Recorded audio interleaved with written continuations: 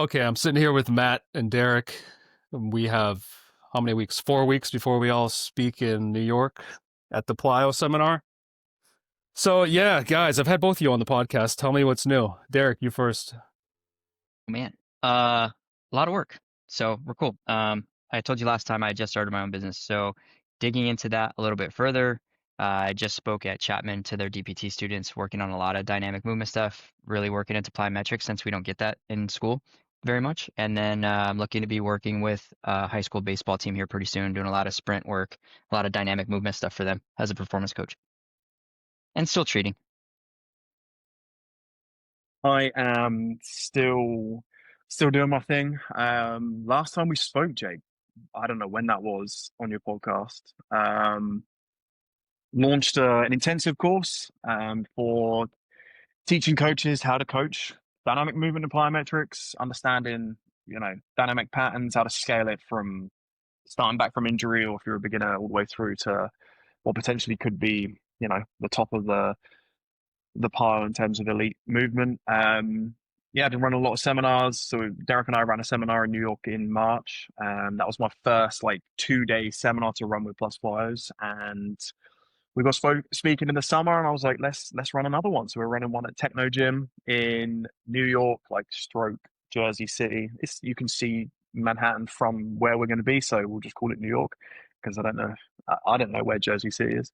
And yeah, I just moved house. We live down by the mountains in Tennessee, so yeah, I'm sat in my new office studio. I'm going to build a gym outside, and yeah, and put some turf out next to the gym, and just live out my days here, mate. Did you move again, or the I same house in did. Tennessee?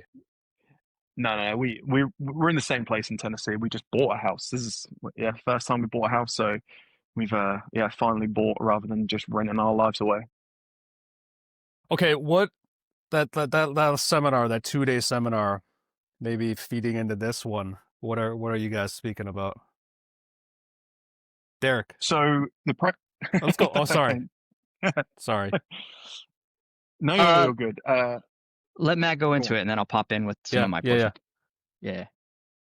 So a lot of what I wanted to build out with the seminar was this whole we have the initial starting of how do you get people from you know a beginner standpoint or a rehab standpoint into dynamic movement. So day one is very much rehab focus, and it kind of leads really nicely then into a performance focus on day two. But we do a lot in it. I say plyometric seminar, it is just dynamic movement. It's hitting the ground and taking off.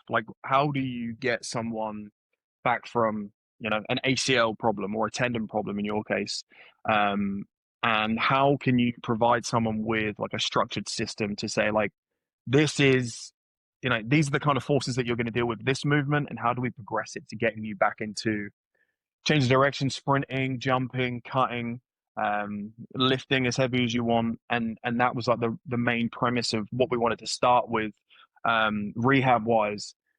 And I asked Derek to bring his knowledge and stuff with ACLs, and I'll kind of let Derek kind of go into the ACL side of it now. Yeah, so with ACLs, and I think one of the good things about using ACL is that you're starting from the ground up, and we're seeing some of the rates rise. They're pretty terrible, but it encompasses everything. It encompasses something that's really intense on the surgical side, how you're overcoming that from the beginning stages of really getting your range of motion back, your quad strength back, and learning how to walk, right? So very beginning, and then building that out. And how does that look like when you're actually getting into strength training, any sort of dynamic movement, plyometrics, and then building out sprinting. As we see the rates and we look at anything related to return to sport and they're not great, we're trying to figure out, hey, is there a better way of doing this? And so the approach and the goal is, yes, start earlier. How are we doing that? How are we strength testing some of these people? But then can we really get them into taking on higher forces? Can we really get them to not just tolerate it, but really accomplish this stuff at a highly skilled way, or in a highly skilled way? So that way, they can handle not just deceleration, but change of direction and all the stuff that they're going to need to go back to sport, versus what a lot of the what a lot of the running protocols are now, which is more distance based.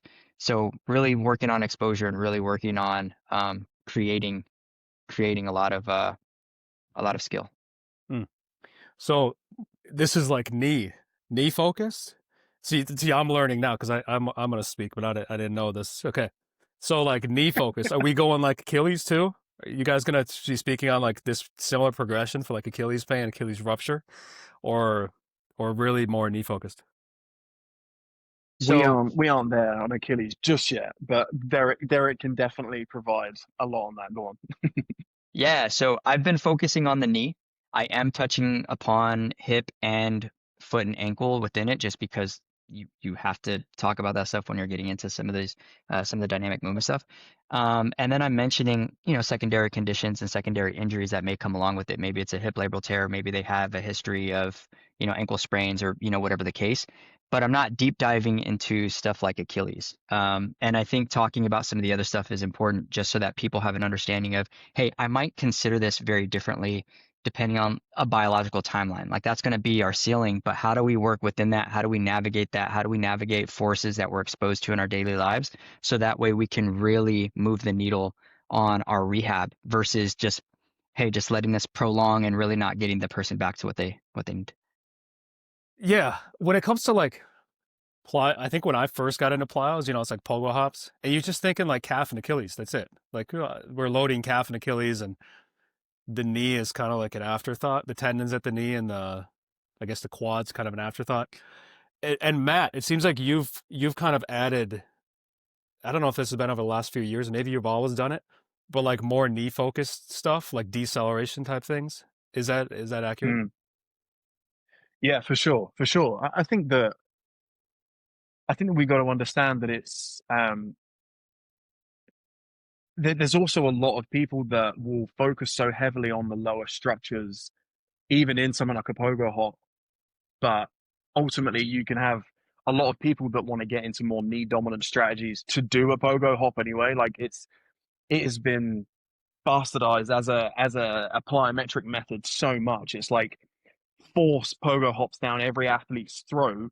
And what do you see? You see this tiny little improvement over a 12-week period, and then there's this diminishing return. So it's like, I will also use more knee dominant strategies and hip dominant strategies for certain athletes because you're just going to get more out of that person.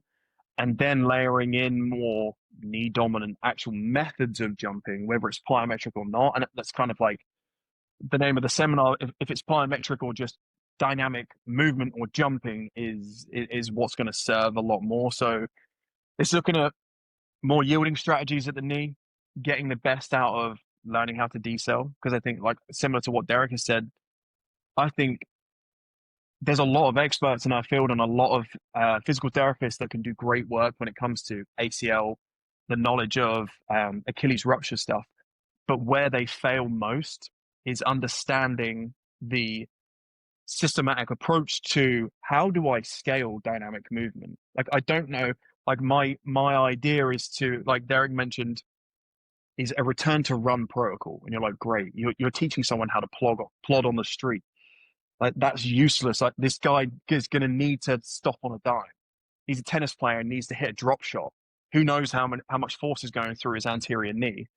And then you'll also tell me that, well, that's fine. We're doing knee extensor stuff on a leg extension machine. And I'm like, but there's just so much more to this overall approach of what the body is doing, whether the knee has to yield and the ankle has to maintain stiffness or vice versa. There are so many different movement strategies that we feel like we have this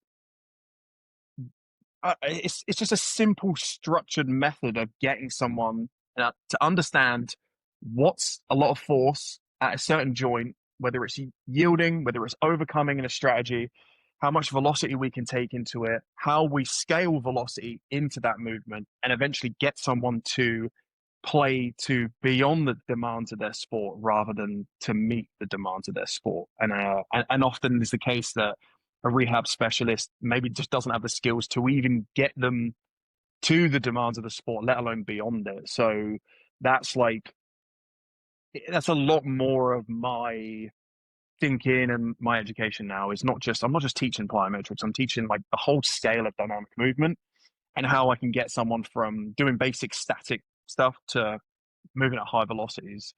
And it's going to take more yielding strategies at the knee. It's going to take stiffer strategies at the ankle or vice versa, being able to use the hip effectively, understanding how a different athlete is going to come in with a different issue.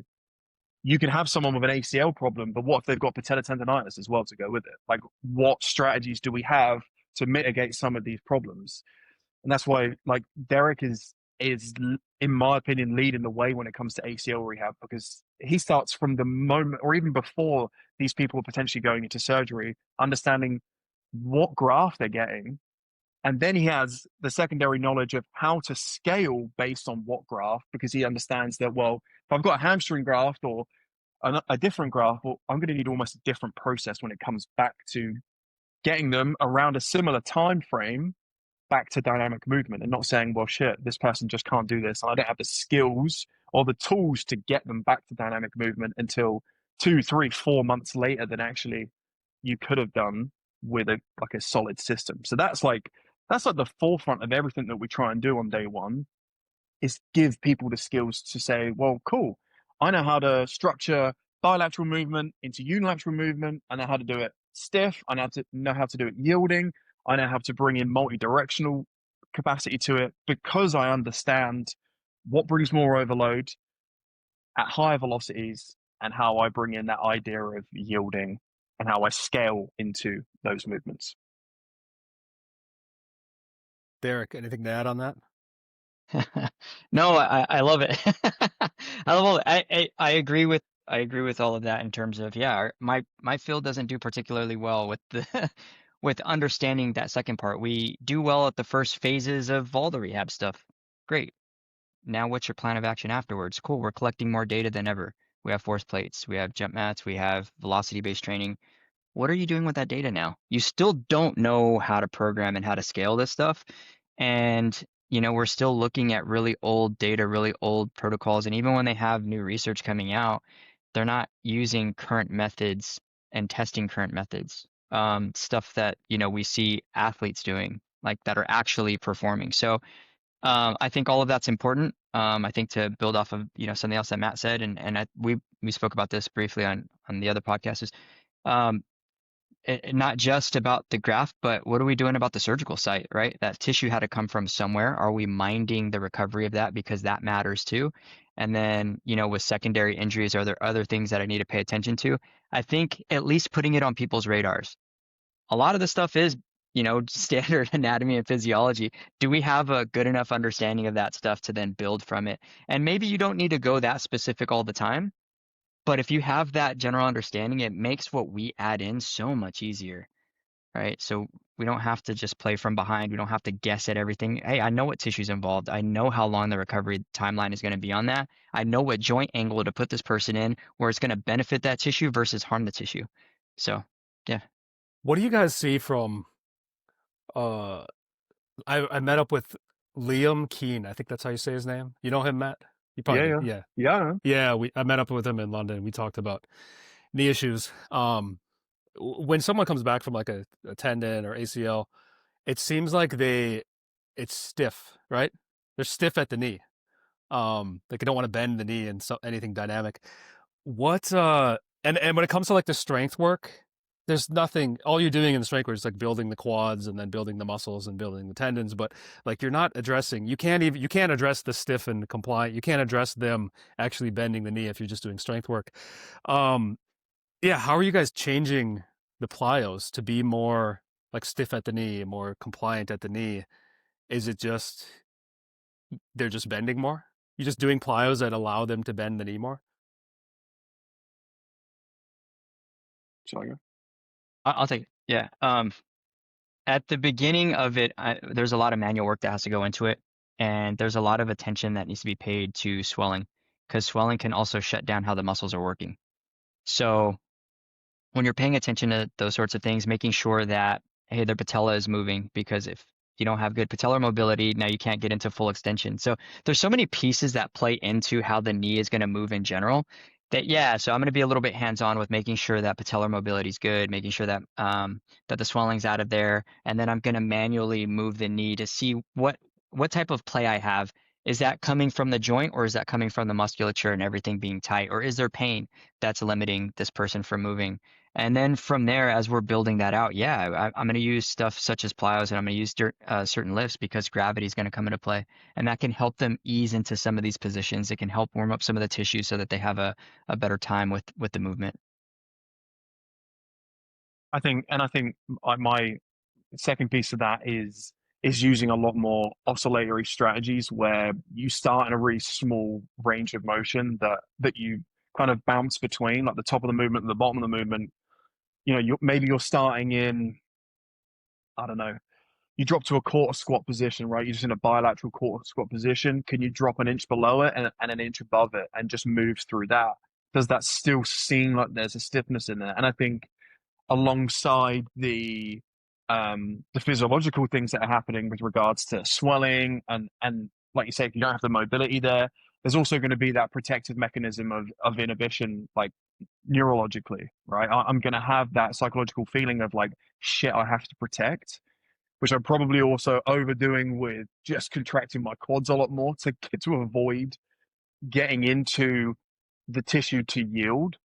So I can do a lot of repetitions in really small ranges of motion, even if it's not leaving the ground to start with, and just trying to move through ranges of motion and then saying, cool, maybe it's the next session, we just sit you down 10 degrees more and say, cool, can we move in that range? And they might be like, shit, that feels awful to drop down, but I feel comfortable kind of maybe coming out of it, or maybe they are just shaking, like just crazy.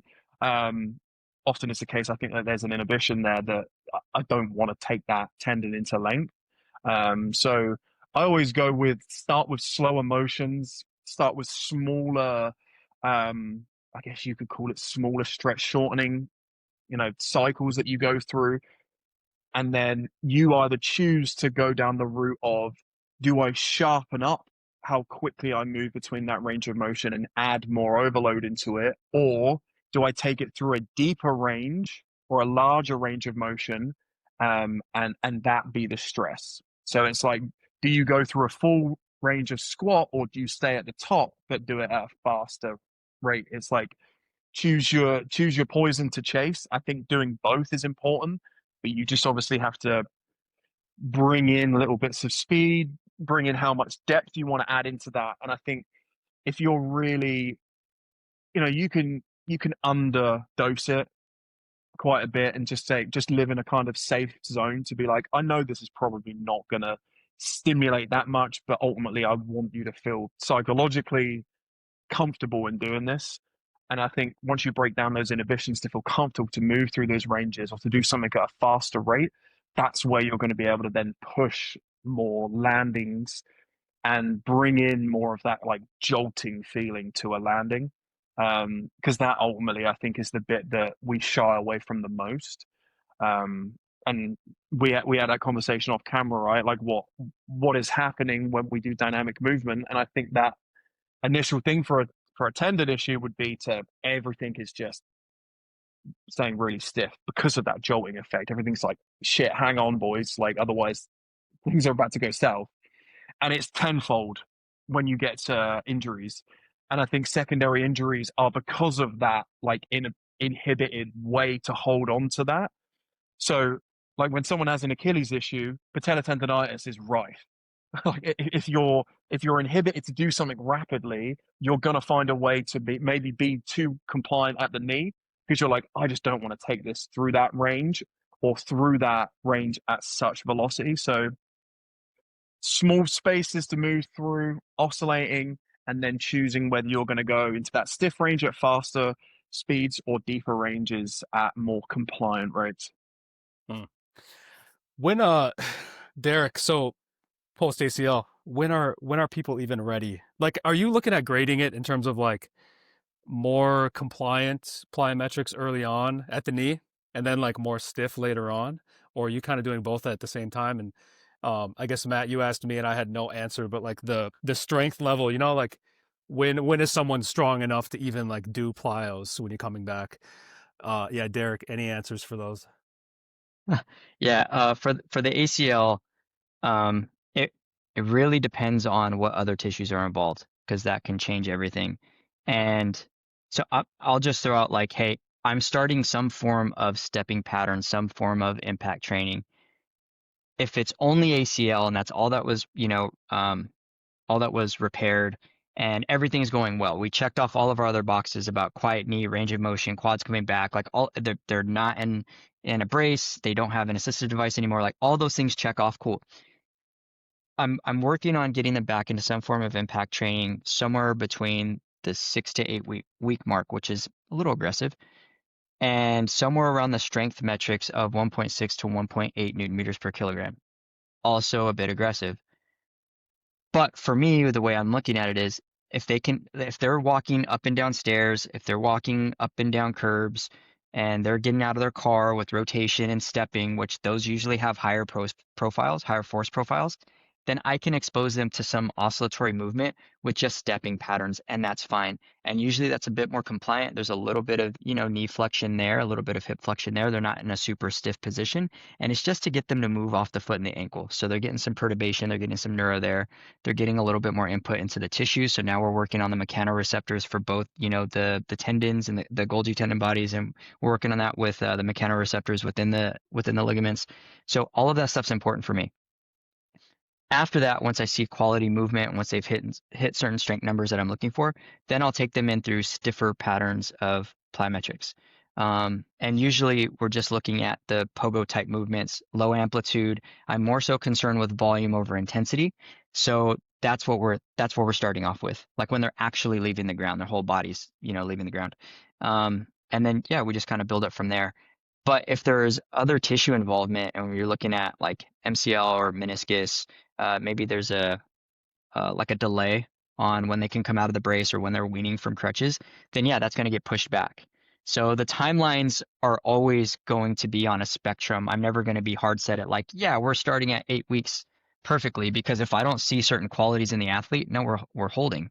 We're waiting before we get there because I need to see how you walk. I need to see, that you can manage deceleration, with that you have good quad activation, that you have good quad control. So all of those other things are important. So they have to, it's not just a time-based criteria. It's a function-based criteria that I'm looking at. So they need to hit other marks. You asked another question, which I already forgot. I forgot too. Um, Because I was thinking of another one, but Matt, if you want to talk.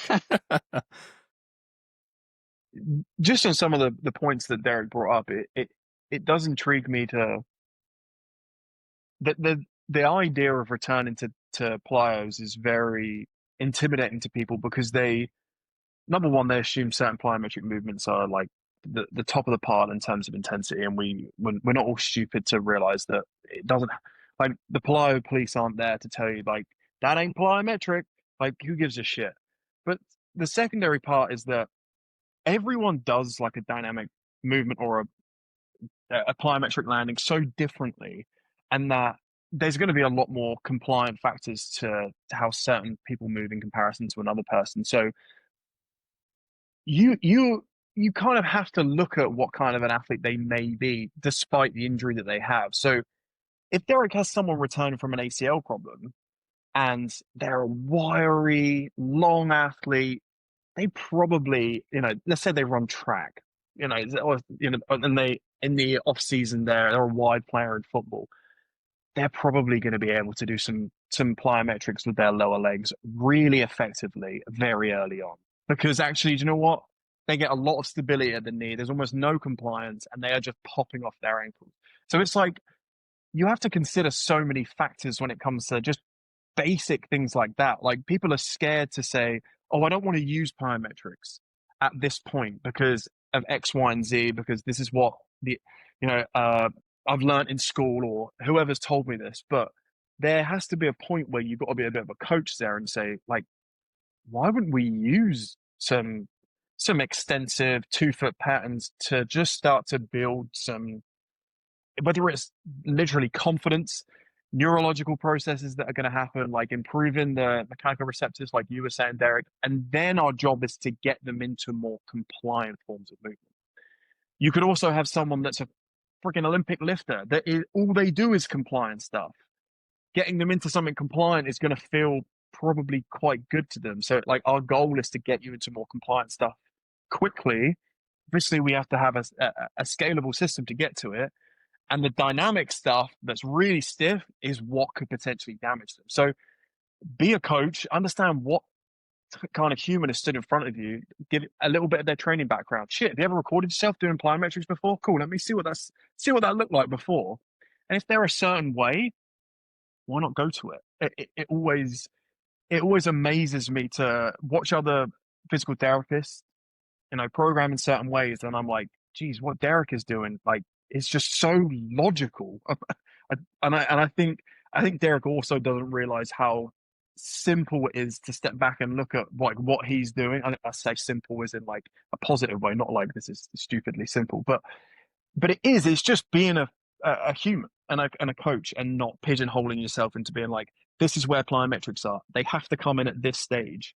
He's very fluid, but understands the fluidity comes in. Well, I want to hit certain markers, great, but then I can also just look at the person in front of me.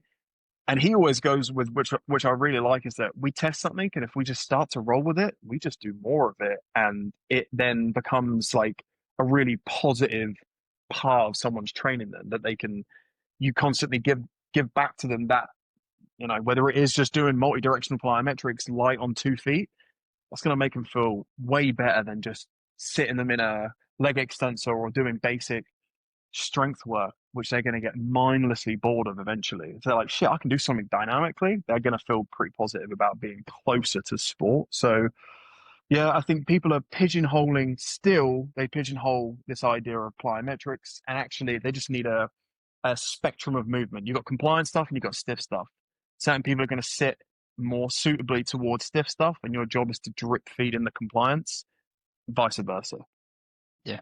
And then real quick, on depending on the level that it's at, right? So if you're building a profile for who's sitting in front of you, and you're saying, hey, this was the type of athlete they were before, or hey, maybe they've never had any exposure to this at all, you still have to take a look at what was injured and what the goal is, right? So like if somebody sprained an ankle and there's a lot of laxity there that happens with those ligaments, well, then what's an easy goal of mine? Well, I need stiffness at the foot and the ankle, right? I need to rebuild. So I already know that. So then what's going to help that? Well, some of the movements that are going to require a little bit more stiffness at the foot and the ankle versus, well, go back to meniscus in the knee. Well, I can't really have all of the stiffness and the compressive forces from a vertical standpoint. And I can't have them all the way in a deep knee bend either because of compression and shearing. So then I have to sit somewhere, not exactly in the middle, but I have to sit them in a range of knee flexion that's going to be healthy for them, and then build out from there. And then if I'm looking at the hip, well, what do I know about the hip? I got to be aware of force vectors. What direction are they landing in? What direction is the force going back in through the hip? And then where potentially is the injury within the hip? Those are easy markers that we're missing. Like, yeah, what does a person have to do task-wise, but also what's the requirement of the joint that we're working on? And we just miss simple things like that. And I'm like, this isn't that hard. And I have all of the exercises in the world to address any of these. So I don't know. I think that part's fun. Here's a random thing, but do you think that not enough people in rehab know how to coach movement around the way in which someone was injured? So like, let's say that someone does something to their knee in a deceleration movement. Do a lot of PTs struggle to teach decelerating movements? They know how to do the stuff from like, this is the point where we start from with the injury, but looking at something like decelerating chaining or change of direction work or dynamic plyometrics is like so far. And I'm like, how could you possibly get someone ready then again for the change of direction and decel and plyometric stuff when you don't understand that bit? So how would you understand the mechanism of like, well, what was underprepared in that? Obviously there are freak accidents, all that sort of stuff, but if it's a non-contact, it really intrigues me to be like, why isn't that like the forefront of what you're trying to do? And then you just reverse engineer everything. Yeah, I think reverse engineering is great. That alone is a perfect statement for a lot of this. Yeah, I don't think that us in rehab as a whole have a great understanding of what the performance requirements are for many of these different types of movements and skills. And so we play guessing games. Yes, the early stages we're phenomenal at. After that, it all falls apart. Well, what's our exposure? I would venture to say that sports look cool. It looks cool to work with the athletes. It looks cool to do all these things, but what did we do ourselves? What was our own experience with it, within that? And yeah, like I'm gonna have my own biases, like any of us, but the exposure's there, and kind of to toot my own horn, but not to toot my own horn. I also look for the hardest cases I can find. I also look for high performing athletes, and I see, hey, what are you guys doing, and how are you doing it? Right? Like my world strongman athlete, he has a world record. Who's doing that? It's like I'm trying to go to the tip of the spear because I do want to reverse engineer some of these movements if I have to. Um, and I don't, there's not enough curiosity. There's not enough fun that's happening. It's like, hey, let's just do this rehab and, hopefully it works. Yeah, but the easy cases are I had one, I think it patellofemoral, and his leg extension is just like terribly weak. So I'm like, let's just get that number up. And I know he's gonna message me in like a month and be like, dude, my knee's cured. Thank you so much. um, but yeah, no, the difficult cases are fun. So I was gonna say, oh, I did have a question. I did someone DM me today about Matt. You were saying when someone hurts themselves in like a certain position, and like restoring that. This guy jumper's knee, but he said it only hurts when he does like a step back jumper. And to me, it's just like, it's just weird that it would happen there. But I'm just like, dude, take the step back jumper, do it at a lower intensity, lower speed, do that for a while, and then build it up as you feel better. And there you go. You're cured. Yeah, As long as you're doing yeah. good rehab alongside of it. But if it was like a hard decel or something, it'd be like, okay, probably need a little bit more like in-depth approach or something. But still, you could just do lower intensity, build it up over time as you respond well. Okay, I was gonna ask though, we're talking about the compliance and the stiffness. Um, and earlier before we got on, I was talking about when I spoke to Gaspar in London, then I did that show with him. He was talking to me about the differences uh with the ankle and the quad. So like with the ankle joint, at least for the calves and the Achilles, you can go really deep into dorsiflexion, and like you're gonna get a ton of force as you go deeper with the calves, and then a bunch of tendon strain because the range of motion is so minimal at the ankle. Versus the knee, there's this huge range of motion. So it's like that middle range is where you get a lot of really good quad. The quad can work really well, and then the tendon can strain really well. But if you get too high, the quad doesn't work that well. If you get too deep, the quad doesn't work that well, and the tendons won't strain as much. Uh, Long thing, but the question I was having with the ankle, how do you make it more of a stiff versus more of a compliant when it comes to like the ankle, the calf, and the Achilles? Because it's pretty obvious for the knee, if you want to be more compliant, just like sink into it, spend a lot more time. But how are you guys? Is it possible to do with the ankle, make it more of a compliant thing? Is it just the ground contact time? So I think you've got to look at is what mechanism is creating the tissue to change in length, right? So you've either got a full foot planted and shin drop action that creates length through the posterior side, or you have a vertical shank of the shin where the heel drops, right? And I mean, ultimately, you could argue, well, there's still positive shin angle happening, right? The ankle is, you still have dorsiflexion either way. I think there's definitely two ways of I will treat, so when someone has an Achilles, just to say a basic Achilles flare up of a little bit of tendonitis, a really simple way for me to keep jumping in whilst they have Achilles issues would be to gradually expose them to deep tier landings. And what I can do is I can do like a front foot elevated, more compliant split stance movement. The front foot is planted on that elevation. The shin stays vertical, and I can drop down and I can jump in and out of that.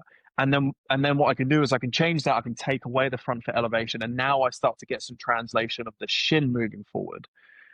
And I feel that becomes a little bit more passive of a mechanism rather than the calf doing a lot of work to yank on it. And gradually over time, like I bring in like a 2 foot bilateral movement that maybe we're actually moving forward and we're getting a rollover of the shin. So the shin pivots forward and then the foot still has to plantar flex as you move from dorsiflexion to plantar flexion as you leave the ground. And then I add in basically more and more stiff movements. I find ways to going from like a frozen shank to a more stiff, faster, overcoming movement where the knee is negatively transferring back and I'm getting more of that overall shearing force, or sorry, compressive force straight down on that heel dropping more than anything. So it's kind of looking at it in a way and saying like what would be the most potent stimulus? It would probably be barefoot on concrete, landing in a highly plantar flexed way, right? And that is going to give enormous forces to that Achilles. I think that's why we see that that negative step rupture so commonly is that it is in its most vulnerable position. We don't have any support. You never see the front knee is bent when they have that rupture. It's always a terminal knee extension, no support from the knee. It's just completely locked out. And then the ankle has to do everything to try and lock in position, then pivot off. It just has nowhere to go. So you're getting all those forces travel back through that. So yeah, you look at what's going to be the highest in terms of exposure, and trying to work back from there. And I often use deep tier, more compliant methods to then grade into that. So um, it does intrigue me to know like what I don't know the data on what is more isolating in terms of like actual output or forces into the Achilles, whether it is the shin dropping forward or whether the heel dropping. I don't know, but people don't like the heel drop as much as they prefer to have a planted foot and the shin to drop. Yeah. Derek, got anything to add? Yeah, I think on the stiffness side, I agree with Matt. But on the stiffness side, I will also lean on multi-directional movement. So if we're looking at the foot and ankle, yeah, I'll be looking to move into directions that are going to be not just lateral but diagonal and moving forward and backwards eventually. And if I have to kind of change the environment to make that happen, so like certain slant boards, I just want the input of the tissue. If we're getting swelling out of there and pain's going down and I can get into some of those ranges, then I do. And I think the compression of it, I think the input of it is really helpful over time because it's exposure. Okay. People don't like the heel dropping, but they don't mind the shin dropping. Yeah? For the Achilles? I think so.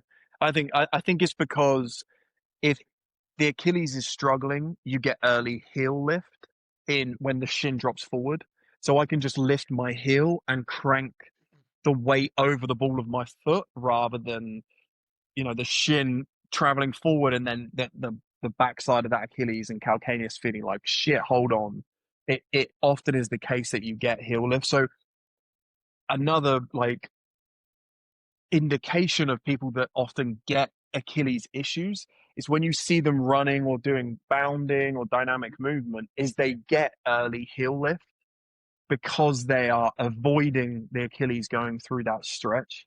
Like it's often you see their shin might drop what might be like 10 degrees less than someone else that would be going through that. So I often see people that are like, they basically lift the heel too early just to avoid that. And they have these like real paddled feet because they're trying to do something. So it's like, it very much is like an avoidance strategy, but then you do often get a little bit of an overuse strategy because of that. So, and it normally comes up the chain. It normally comes from what's happening at the hip. So it's that synchronization of hip and ankle working together. But I think it is a safer place for people to feel like they're in because the whole foot's on the ground planted, and it feels safer underneath the hip. So yeah, Uh, yeah, I blew up my right Achilles a little bit. I took like a long time off of basketball, maybe like 2 months. And then some guys from Italy were interning at this Velocities gym in Minnesota. and we played for like an hour, and I think it was like paratendinopathy because it was like through the whole tendon. Or like not, it wasn't like it wasn't mid portion and it wasn't insertion, it was like the whole thing, and just like locked up painful. So then I go do hurdle hops a few days later, and like the right Achilles does not want to, the right heel does not want to drop, you know? So it just changes the entire movement pattern. Okay, I wanted to say, when we talk about like the moment, like patellar tendon ruptures, a lot of them are like that. Well, sometimes like a land or sometimes a jump, but it can be like a shallow knee position or sometimes like a mid-range bend. But those Achilles, so like it's always that big, not always, but like so many of them that we see now with the NFL, like the big false step when that Achilles is really stretched out, the heel's dropping, the knee is extending, and then also the opposite hip when they're like trying to move forward. Like I think the opposite hip, that foot should be on the ground and it's not on the ground. So it's like they're pushing so much with that back leg, and the Achilles is so stretched out, like at its ultimate limit, and then it pops. So with the patellar, you know, we're always doing like so much quad work to train in the moment of when the patellar can rupture. But the Achilles, we're never really doing that, you know? We're never training that position. Yeah, do you guys have any thoughts on that? What I'm thinking right now is you see people do like they put one foot up on a box and they'll just like bounce on the back leg, the Achilles, and like that kind of is like approaching a little closer to that. But yeah, we're not training in that really lengthened position where the Achilles gets ruptured. But with the patellar, we're training the patellar in the vulnerable position all the time. Speculations, that's what I want. I yeah, I mean, my mind is always like looking at, although we put the patella right in that, it's always in a vulnerable position. No, like if your shins drop forward and your hips stay in the same place, like that is, it's out in front of you, and that's as vulnerable as it gets. The Achilles is strange, you think, right? My calcaneus is traveling backwards and my head's traveling forward. It's like both ends are like getting away from each other. I don't think it's quite as violent with the patellas. And obviously, like you said, how many people rupture both Achilles when it's behind? Like, you don't see it, do you? You only ever see a single. Um, Even in patella tendon ruptures, I bet a lot of them you still land bilaterally, and then you see one of them go. I don't know if you've ever heard of a double. That, like, unless it's a freak accident or something, I think I have, yes. car accident. Very rare, but yeah. Oh wait, strongmen, push press, Okay, rupture they can rupture both there, yeah, or the log press, okay, yeah. okay. So, But you know they're on so steroids and they're all these other Yeah. problems, yeah. yeah. The weight So changes, all of it. Yeah. You know, it's funny. I went to put an oscillation of a calf raise in a program once, and I backed out of putting it in as like a way to prepare for certain forms of movement. And I don't know, I don't think I've not tried it with enough people for starters, but secondarily, I looked at it and I didn't like how it felt. Like, you can't really do it in like a bent knee position. It just feels weird, and you don't really get into that much of a deep range. But to do it with a straightened leg and to almost bounce through that, it didn't feel natural. Again, do I know why? Your Achilles likes, I feel like it really likes to act in a way that you can do like these squatted jumps where you have, it's almost like you're a woman wearing a pair of high heels, right? You're just up on your tippy toes, and you just kind of bounce in that range. And the Achilles is so small at that point. And I think your Achilles, it you want to make it feel like it moves through a short range of motion. You do not really like the sensation of it actually going through a long range of motion at velocity. So if I can be brutally honest, the only real thing that I will train with that is obviously making sure that people are doing negative steps. Like, I think that is just allow it to happen. Don't train it out of people for whatever reason that is. If you think it's, you know, a negative effect on starting speed or what, don't train it out of people, because that's how we organize our bodies. But secondarily, I do a lot of backwards movement to try and load the Achilles. in a way that is more so towards primarily an eccentric loading pattern that doesn't force you to concentrically push out of it. You can kind of try to aim to just roll off your heels. Obviously, you do get a little bit of a retraction, but it becomes a bit more passive in the way that you kind of concentrically move out of it, rather than a very active concentric push out of it. And that negative step, I think, is both mechanisms at its like nth degree. It's like big eccentric contraction to big concentric contraction. So I like the idea of just keeping it in sport and also then doing backwards movement. Yeah, I want to comment on a couple of other things. I don't know that this is the case, but again, we're speculating here. It's okay. I think really padded shoes and super shoes, right? So carbon fiber plates and the really soft shoes. I think the extremes have us training in a way that really doesn't prepare us for a lot of different instances. And in one case, our shoes are super padded and our feet really aren't strong at all. We're never training barefoot in some of these instances, like not full on training sessions, you know, like, hey, go out to the track, go on the turf and do a whole session barefoot, right? Like we're not doing stuff like that. And then on the flip side, wearing the super shoes while you're relying on the shoe to do the work, right? So the force distribution I feel like is a little bit different in that. Great toe extension and that side, how is the joint moving there? How is that impacting what's happening at the calcaneus? I think that's super important. So I also like to look at the foot in that direction. Are we training it? Are we even working it? And then you know, working through the negative step. I don't know how much we're doing accelerations and doing accelerations well. Is it an overload on that negative step, or can we push out of that foot too? Right? And train it through, hey, that foot is static and it's still going to dip, the heel's still going to drop, but can I push out of it versus everything being a negative step, negative step, negative step. So I don't know. I don't necessarily say I'll have an answer, but there are at least things that I want to know that I'm training it in. Like we started off saying, hey, we take the patella through a lot of range, we take the knee through a lot of range. Are we also then doing that through the foot, through the great toe, through the Achilles? Are we training it in a bunch of different methods? Hell, doing jumps to where you're doing it at like 135 degrees or 180 degrees, where you're fully turning around to where when you land, you're directly loading right into that Achilles. How much training do we do like that?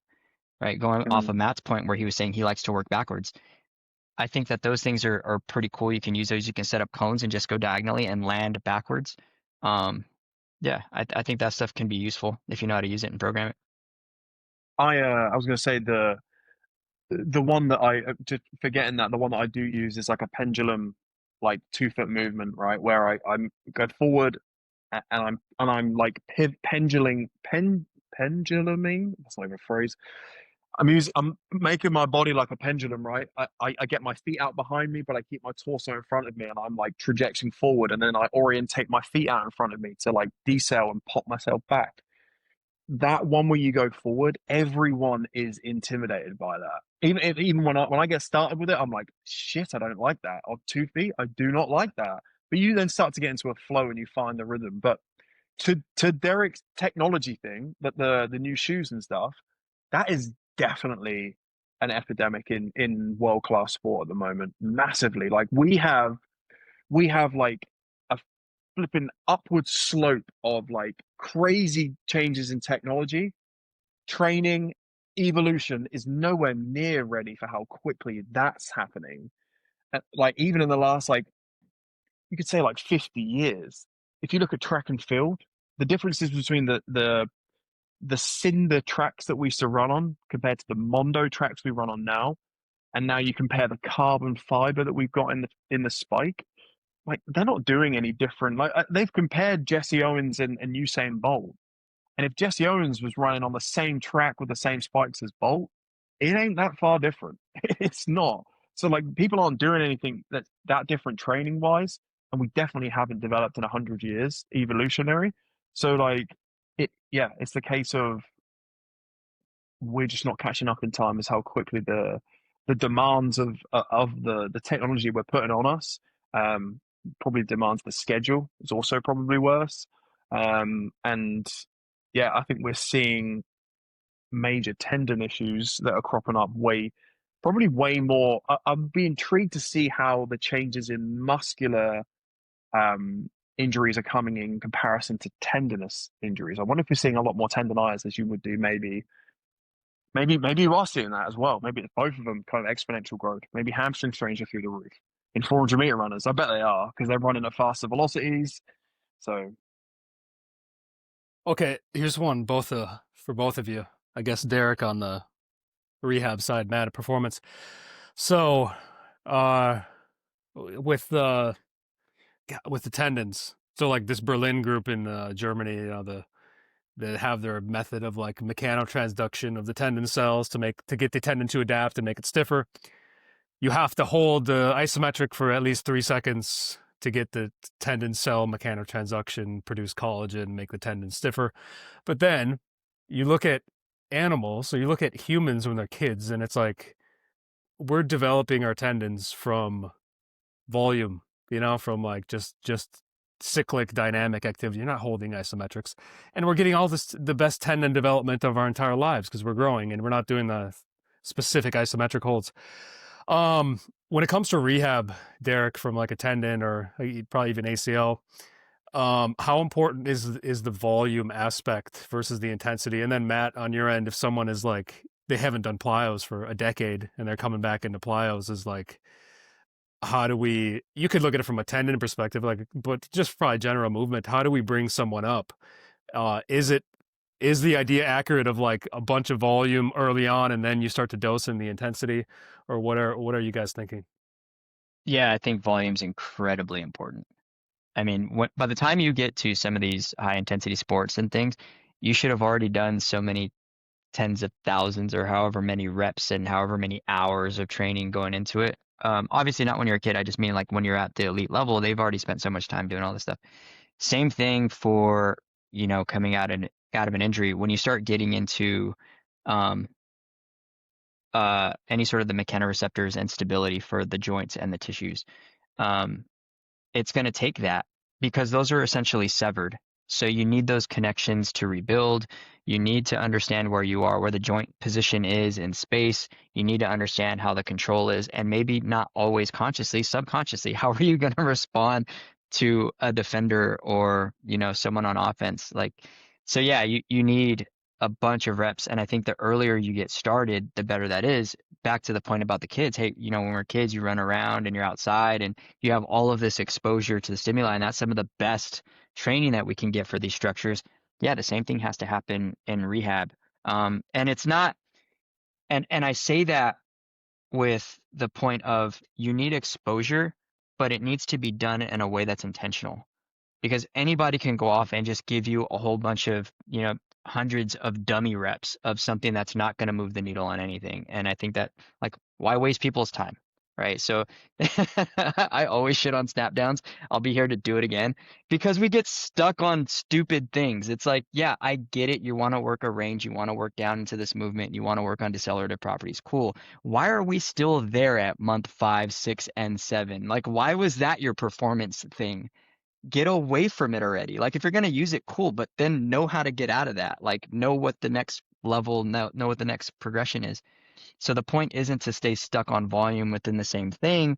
It's to build out that volume, build out the exposure. But yeah, highly important. I want to say that the tendon field or the people that preach on the tendon field by yourself, Jake, are terrible when it comes to sitting on a high horse and saying that dynamic movement doesn't improve, the capacity of a tendon, or it just stays stiff and the muscle does all the work, or whatever, whatever the phrases are. But it like you say, what did we do before isometrics were invented? Like, people obviously have been lifting weights for a long time, but I watched my daughter develop. And do you know what she's been doing a lot recently? Is jumping on a trampoline. And you know what? I'd say jump on the spot when she's just, we just stood in the house, and she is getting better at jumping. Obviously there's age and all that sort of stuff come in, but like it is, it's apparent that we have no idea how to measure it. And I get that. And that's fine. but at the same time, we would be dumb to not think that there is something happening. I just don't think we know what is happening. I think one of the biggest things that you have always sparked my interest with, Jake, is bringing me this idea of like joint, or sorry, tendon, like the fluid in tendon, how that is. I think the use of like a stretch shortening cycle, having good fluid in the tendon to maybe it is to just recycle waste products out of it and to get better nutrients into it. Maybe it is to allow it to glide better and more healthier. Um, that's why I like the idea of using compliant movement as well as stiff movement, and how maybe there's a lot more tendon issues that come in from using too much plyometrics because we're doing the exact same thing every time. We are taking the tendon to a certain level and then that's it, like a certain length. And it's just this, well, yeah, of course there's going to be over issues. If I sit here and stab my finger into my hand, yeah, in a minute it's going to start to hurt because I'm doing the same thing. So it's, yeah, very much a case of us trying to understand that. I think we really lack the ability to understand the mechanisms of, like, because we have a tendon and a muscle that are, you know, that they are one at a certain point, and we don't know where it becomes tendon and where it becomes less muscle. We really struggle to understand that when we're more compliant, like what is actually happening. We still have very conflicting discussions as to, like, we talk about the stretch shortening cycle, and I'm like, of what? Is it of the muscle? Is it of the tendon? Is it all the stuff in between?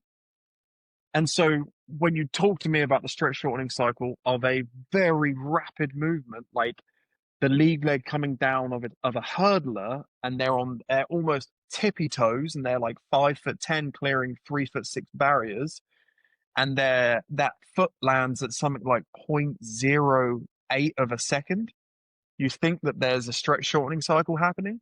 I, I don't think that their muscle's doing much other than hanging on for dear life and just saying pivot off of this and getting something out of the tendon. But in other movements, we have to understand that there's got to be different anatomical mechanisms happening. I don't know if it was Hazel, what's her surname that you've had on before? Yeah, Hazel Screen. Hazel, and she spoke about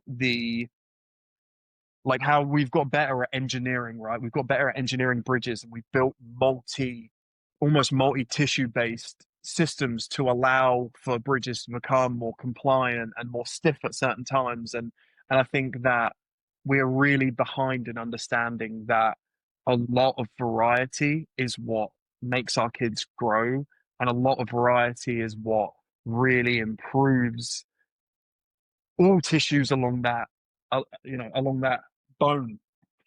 So if we're talking about the muscle at one end, or the tendon at the other, or even the ligaments that don't get spoken about at all, um, I think that a variety is absolutely key, and variety has to come from almost ludicrous volumes. And everyone is far too quick to chase this idea of intensity. And Daniel Buck has said this before, that no one has ever improved anything when it comes to output and structural changes with regards to high intensity work with little volume. It is the flip opposite. Do a shed ton of volume, and that's what's going to improve structural changes. And like the moment he said that, I was like, well, holy shit, like that is exactly how I've always kind of seen it. But like to actually think about it out loud, that's like the stupidest thing I've ever just come to a consideration, been like, oh shit, well that makes sense. So yeah, and I think I'll always go back to the neurological side of it and how that has a massive impact. But there's so many more things to be gained in submaximal movement that you just can't train that much in maximal movement. You can't work on the technique, the proprioceptive awareness, all the other components that come with the neurological side that can be trained submaximally. Whereas when you're training maximally, sometimes you can't really think and you just have to do, and the body can't really do much other than be like survive.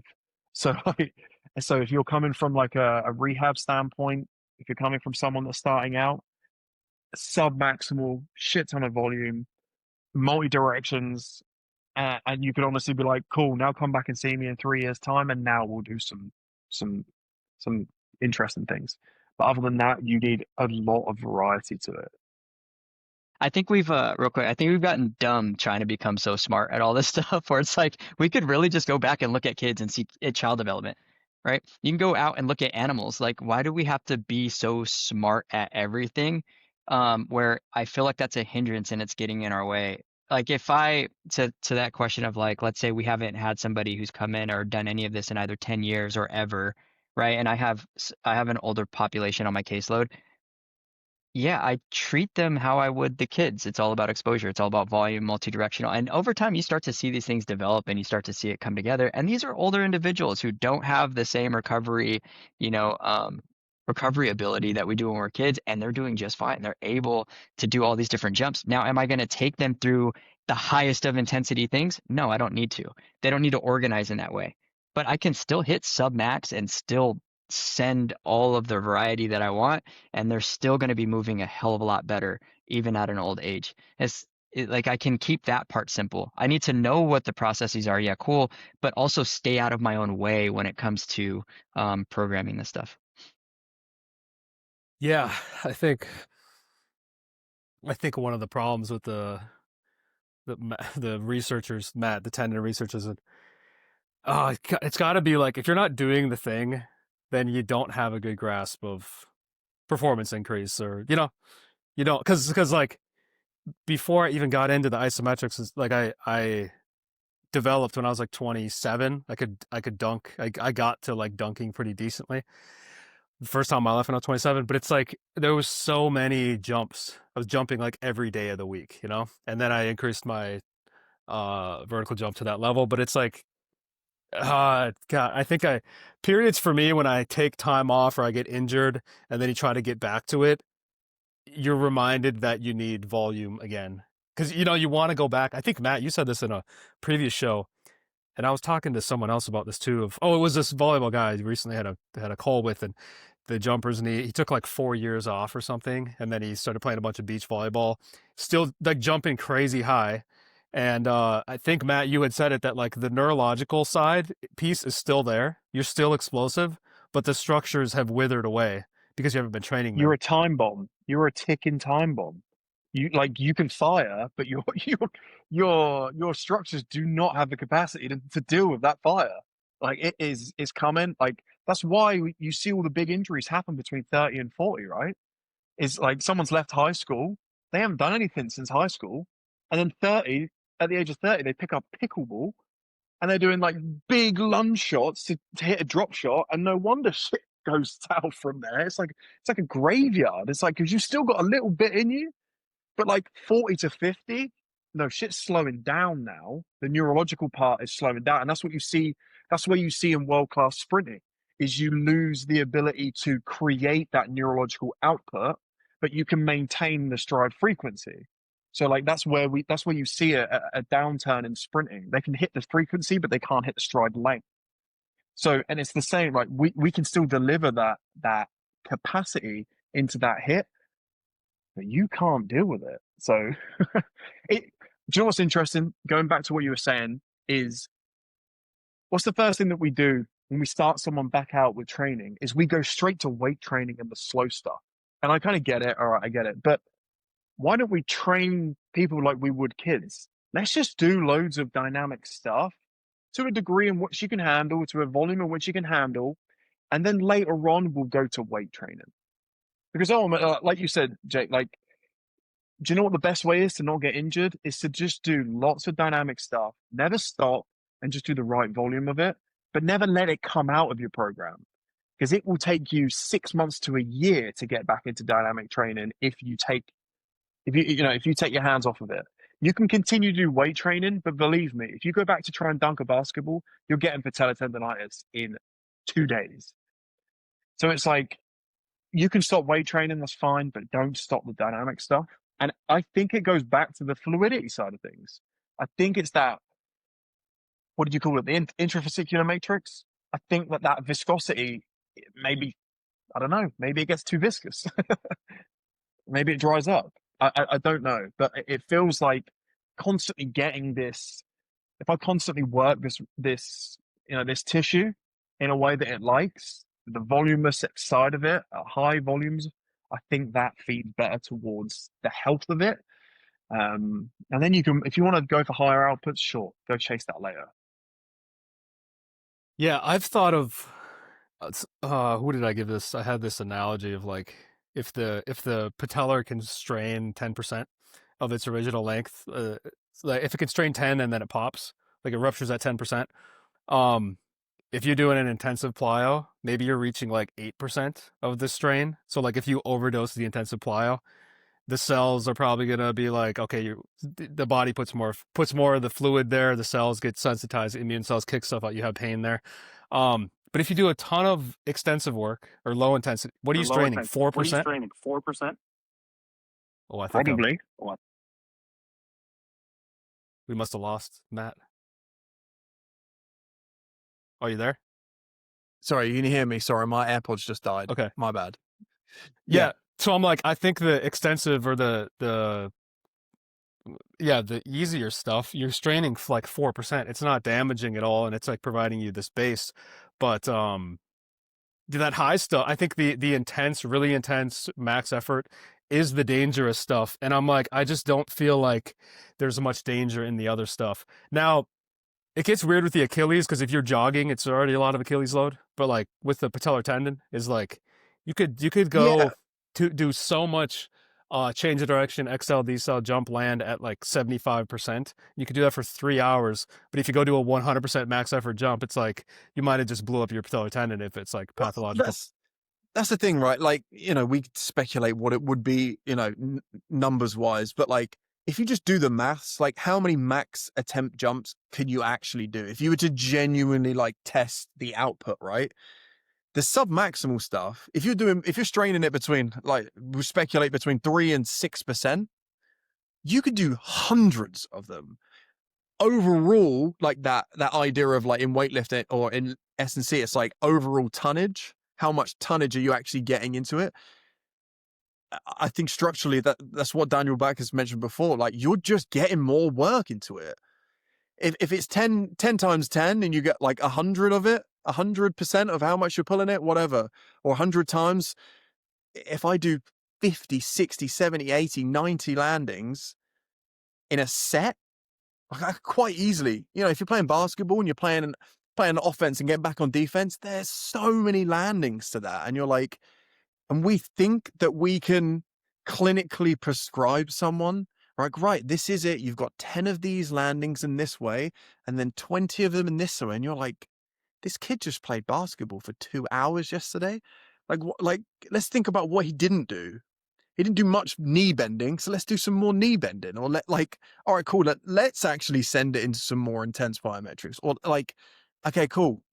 You be more specific in certain things, but also understand that like, what are we actually trying to achieve here? If we're trying to get volume into it and actually trying to get workload into it, then we need to do that. I think it was that Berlin group from Greg Lehman. I guess I've talked to Falk, but I didn't ask him. They started that stuff in young kids. They were doing like 3-second isometric holds with like those long benches, like bleacher benches, or like picking one up and holding it like a squat, or like doing weird thing, or maybe a partner on their back and doing like. So I think it goes back to what you said though, is like if they're young kids already competing in sport, 3 hours a day of extensive work, what are they missing? What are they not getting? And then you put in some basic isometric holds and they see this performance increase. And I think they saw less pain symptoms too, and like a better structure of the tendon. But looking at the training program, being like, what are you missing? And I think a lot of people, you're missing the extensive volume of doing things cyclically and at lower intensities. And you're like, oh, my tendon hurts, I'm going to add more lifting. It's like, maybe you need more of like the lower strain cyclic activity. I think maybe you guys are bringing that back, but it seems like, yeah, if you're a strength coach, you're just like, what can I do in the weight room? I'm going to do the Berlin method to help my Achilles pain. And it's like, you're already getting a ton of that. Maybe do something else. That's how I addressed my strongman. Yeah, he was having patellar knee pain. And what do you give somebody who's already deadlifting, already squatting, already doing yoke, already doing log press, already doing all the lifts in the world, and he's a world-class strongman? Are you doing any form of dynamic movement? And he was like, I haven't done that in a long time. And then obviously had to progress it. But once he got back into it, all of that was fine and ended up helping him out. in a huge way to where he could get back into his lifts. And obviously that's just like one case, but yeah, what was he missing out of some of it? And the cyclical patterning was enough. Yeah, we were talking earlier. Maybe Derek, you can go into the shins, but I was like, this old tendon book, the bowed tendon. I was gonna make a post. Maybe I'll make one today with a slow-mo video of a horse or something. But it was like he was saying tendon issues are man-made because these animals in the wild are not getting the tendon issues. You know, they do a volume of activity, and then if they got to chase a prey animal or run away from a predator, they get the intense work and then they rest and they're just hanging out and doing nothing. But then they're man-made with humans because we have performance goals and we dunk every day or we sprint too much. Yeah, is that the sentiment you guys are seeing with like why are we running into these issues and so many of them are just man-made and it takes like a logical step back to heal them? Yeah, I think to a degree that much is true. I won't say for every case, but yeah, understanding the surfaces that we're landing on. There's a whole bunch of hills where I live, and everything out here, it's a concrete jungle. And so when the track athletes out here, the cross country athletes out here go to run, that's what they're on all day, every day, and having to deal with, concrete. It's like, did we have to start there? Did you have any form of impact training before you got into practice or before into season? And the answer is usually no, right? They didn't work through the hips or through the trunk or anything like that. They're just you're exposing them into something that's really harsh. And then back on the comment about shin splints, if anybody from Fresno State back in the day is listening to this, yeah, we used to view shin splints as also a myth. They don't exist. And that's not to say that that's not a realistic thing. It's how are you decelerating, right? Is that a man-made problem? And oftentimes we're finding that it was. Yeah, there's a lot to it where you're on hard surfaces, you're not paying attention to that, you're not paying attention to your shoes, and it's just an overload of the situation.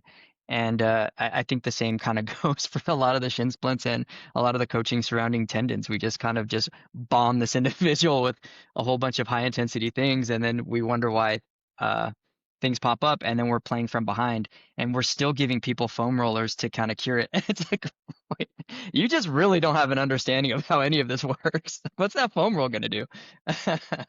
I couldn't believe shin splints when I started coaching, like because I was in a training group and I don't think anyone had ever mentioned the word shin splints, and we were in a jumps group, like triple jumpers, high jumpers, long jumpers, multi-eventers, and the multi-eventers do too much work, like constantly training.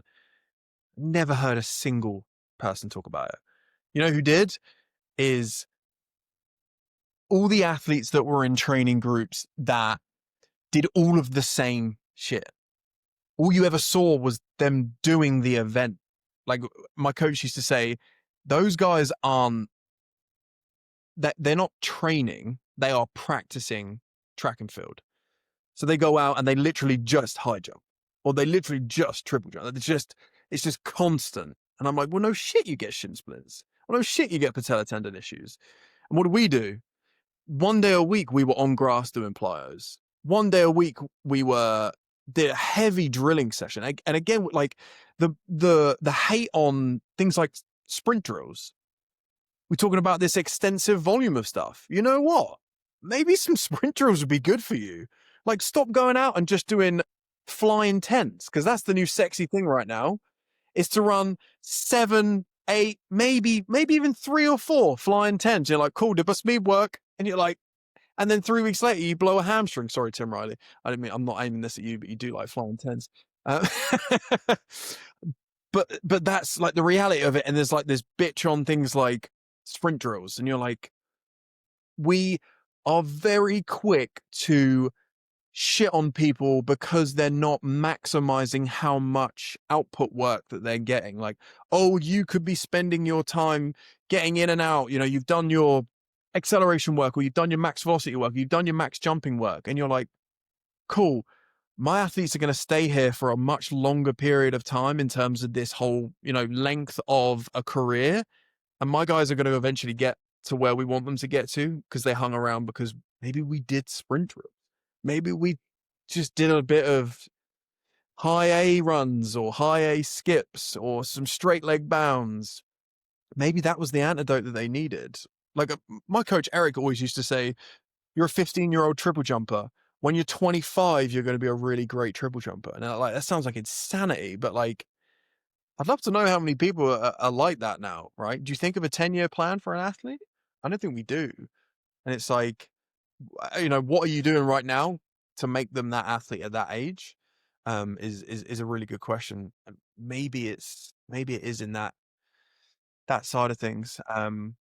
Yeah, shin splints are weird. I always just look at people and I'm like, you said, Jay, you were saying about that guy with patellofemoral pain, did you say? What The did you say? volleyball guy, About yeah. yeah. Often is the case when you look at someone with shin splints, do you think, yeah, you just move like shit, or you're just weak, or like there's something there that's just missing. You're just not doing enough of like this other stuff. And all you coaches that keep buying foam rollers for it, I'm watching. I see you guys, and it drives me nuts. Get off the field. But yeah, I think we miss a lot of that stuff. I see shin splints as kind of odd. I see some of the tendons issues. We're in our own way for how we do a lot of this stuff, and adding in some variety, adding in different training protocols can be super helpful. Yeah, just help the system just work better. Well, let's hate on Tim some more because he got an insertional Achilles pain because apparently he was running in his spikes from no running to doing all his sprints and spikes, and he got insertional Achilles tendon pain. I called him out at the Coach Him Up conference. I was looking for him. He wasn't even there for me when I did call him out. But yeah, the surfaces, Matt, you were saying before we got on was sand, but it was a question for me because I'm not prepared for it. But what are when you did you say because I went to your plyo seminar Yes. in Austin? Did you bring Yeah. up surfaces at all? Like, what is your guidelines for people with changing People surfaces? People always ask about surfaces, and I'm a big advocate for getting onto grass, like a grass that isn't you're not too wet. You don't want to be. I'm always like, number one, you want good traction because you're going to get overuse injuries like Achilles problems if you are constantly trying to, flick at the ground and losing traction. Sure. But anything softer than grass, you're not necessarily working at the faster dynamic ranges. But understand that like, if you're going to do more compliant stuff, it doesn't really matter what surface you're on. The softer it gets, the more muscular potentially it's going to be in terms of the fatigue. Do we know what's happening at the joint? I haven't got a clue. Have not got a clue. You know what my coach Eric used to do to us? We would finish a high jump session and then we'd all get in the high jump pit and jump around in the high jump pit and do like a circuit of jumps. He's called it super soft work. Do you know what? We felt great after doing that. Because normally you'd be like, your joint, like your tendons and joints, they weren't in pain, but like by the end of a session, when you feel flat after doing a lot of jumps, which I'm sure you do when you're playing basketball, on the track is a little less forgiving. Like you don't have the bounce of a court, but when you're on concrete courts, you're just like, my knees are toast or my ankles are just flat. We would get in the pit and you just get the biggest pump possible. And I don't know what that's doing at a tendon or a joint, but I imagine it's probably good health-wise to get some sort of, I don't know, elevated blood flow to the area. Cool, maybe it helps. But if you're looking for the most stiff stuff, you need the stiffest surface. You want concrete barefoot. That's the top of the pyramid. Are you going to do it? Probably not. But you want a surface that's going to facilitate your outcome and goal. What I wanted to talk to you about with regards to quicksand was the idea. So I've got to pull this up on my phone. So the stories that you put up yesterday, it was like a fast plyometric tendon stiffens up. And then if you've got like a slow, heavy lift, the tendon allows the stretch.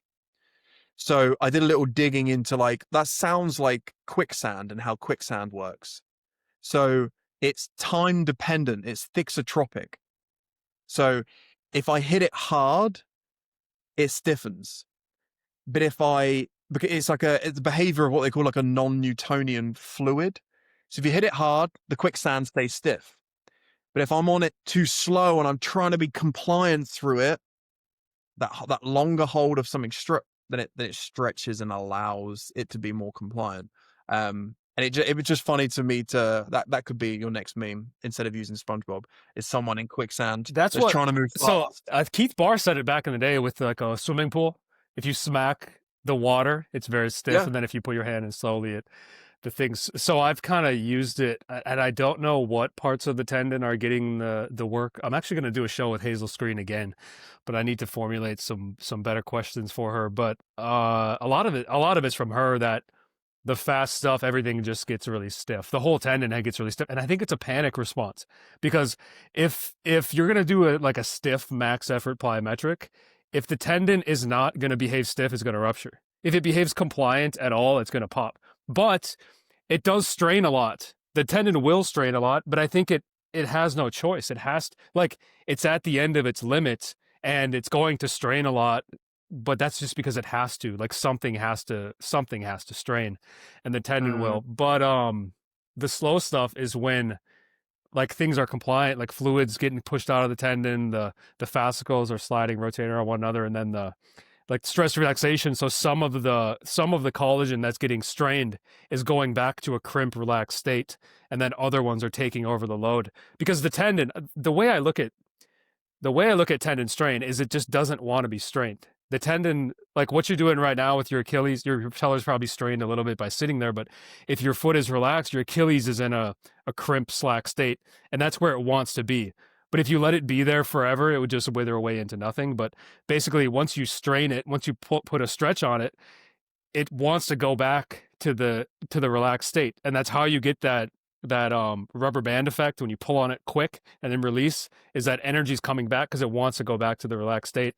And then the same when you do something slow is when you hold something slow, the tendon wants to go back to the relaxed state. So a lot of the collagen is going back to the crimp state and relaxing because of you getting so much fluid movement and stuff. But yeah, I think that's the way. Maybe that's a way you could. I'm kind of just recently thinking of the intensive plyometrics is like the tendon behaves stiff because it has to, it has no choice. And then in the slow stuff, and maybe you could even put in the more compliant, longer ground contact plyometrics, the tendon, it's not a panic response. So the tendon can actually be a little bit more compliant, and you can get some like healthy, more of the viscous movement in the tendon.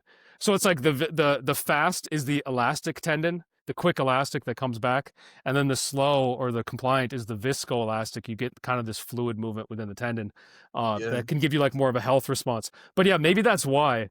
Because I think I talked to Gerard McMahon many months ago. He's in Ireland, a tendon strain. He's done a lot of papers on tendon strain, and he was getting at, so like a lot of the Keith Barr work started in petri dishes and ligaments, and he would look at what happens if you strain them cyclically, what happens if you strain them far enough, what happens to the cells.